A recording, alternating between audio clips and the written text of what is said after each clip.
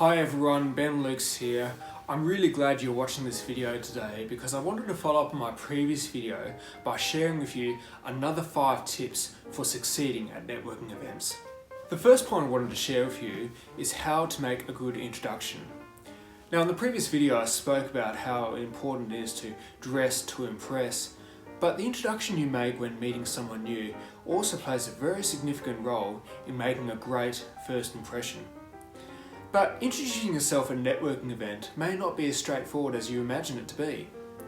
You see, at networking events, people generally want to find out some key things about you: who you are, where you work, and what your role is in the organisation. So far so good, but what if you work for an organisation that maybe the other person has not heard of before? It may well be that you're not working for Apple or Virgin, for example. You may be working for a startup or a small business that may not have a high profile as yet. So how do you introduce yourself in a way that still captures the other person's interest? This is where a networking event elevator pitch comes into play. In a single sentence, you should be able to convey what your organisation does, the value it delivers, and also convey that in a way that captures the other person's interest. So say for example, instead of saying I work for XYZ IT company, say for example, I work for XYZ IT company. Our focus is on leveraging cloud computing to make sure business operations can be run more efficiently. That's more interesting to me. What if you're still a student? What if you're actually not working for an organisation at this point in time? How do you introduce yourself at a networking event? The first thing I want to say is that if you are a student, I would still encourage you to go along to networking events. But obviously your introduction will have to change slightly. So instead of talking about an organisation that you work for, talk about your career ambitions and where you want to go. For example, you could say, well, my name is Ben, I'm currently studying at XYZ University and I'm currently studying a commerce degree. My long-term ambition is to become a manager, and the reason I'm here tonight is to learn from other managers as well in businesses. Great introduction, because not only do you show that you're really keen and ambitious, you also demonstrate that you're humble enough to learn from other people as well. You may be surprised to find how many people at networking events are actually interested in helping out people who show ambition and a willingness to learn. So be sure to take advantage of that one, because it could be a great turning point for your career. The second point I want to make is associate above average. What I mean by this is try to attend networking events where you're likely to find people who are more senior than you are.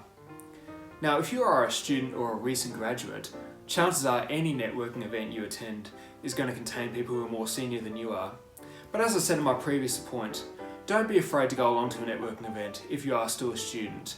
You will still have a great opportunity to meet some great people. But the question is though, how do you find events that actually contain people who are more senior than you are?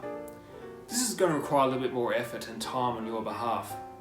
One of the good things you can do as a starting point is look at professional membership organisations in the sector that you're interested in working in, for example accounting or marketing for example.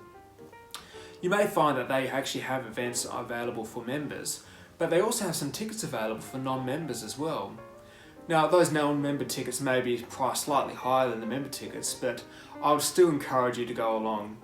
Because honestly, from my perspective, having met most of my mentors at networking events, I can tell you with absolute certainty that if you pay a higher ticket price to a networking event and walk away with a mentor, it really does not matter what the cost of the ticket is. The third point I want to talk about is the importance of speed networking.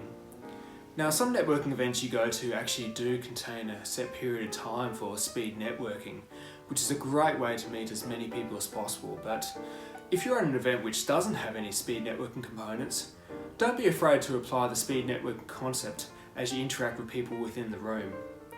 You see, the truth of the matter is, as I said before, people go to networking events to meet as many people as possible. So if you feel like the time has come to wrap up the conversation and exchange business cards and move on to the next person, that's quite okay. Don't be afraid to do so. There is one exception to the rule though, and that is if you do actually meet with someone who is very, very important. I know I said in my previous video about trying to find the most important person in the room at a networking event and being sure to speak to that person. Now, if you are successful in meeting with that person, then by all means, don't hurry the conversation. Be sure to spend as much time as you can with that person and make sure you definitely get their business card at the end of the conversation, because I can tell you right now, if you are speaking to the most important person in the room, chances are there's probably a queue of people lining up waiting to speak to that same person as well. So use that time wisely and try to get as much information out of that person as possible. The next point I want to make is be careful with what you consume.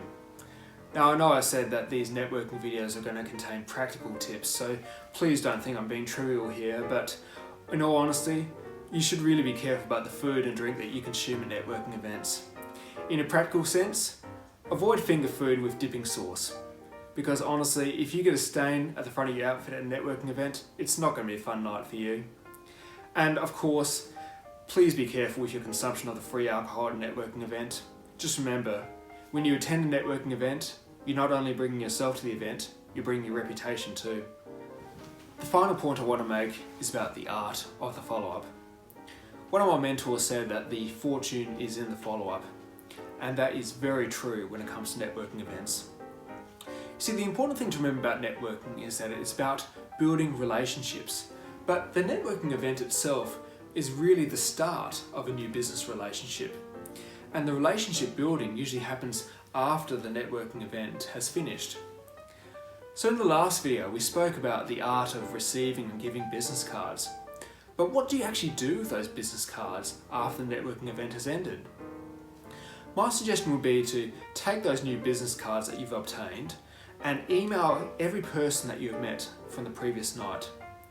And try to do this within 24 hours after the networking event, because you want that person who's receiving the email to think, oh yes, I remember meeting this person last night at the event. And by all means, be sure to send them a LinkedIn connection request as well, so you can stay in touch with them going forward. And when you do send them a message as well, try to personalise the message too. For example, you can say, it was really good to speak to you about your work in the mining industry, or it was really great to learn about the new position you have at XYZ company.